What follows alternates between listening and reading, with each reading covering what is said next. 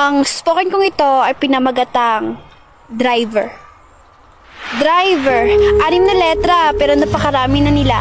Karamihan sinasabi ng iba, basta driver, sweet lover.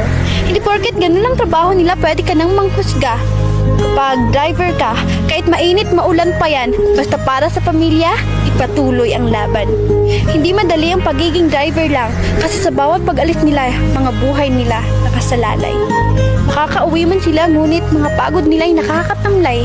Pero kahit na ganon, may inuuwing ulam at tinapay. Driver, habang kayo nagmamaneho, hindi maiwasang manakit ang inyong mga katawan, mga pangangalay ng inyong mga kamay, at mga antok nyo'y nilalabanan. Pero mawawala lang lahat ng yun pag pamilya na ang nasilayan. Napapagod din sila, hindi lang pinapahalata, kasi nga may binubuhay na mga bata.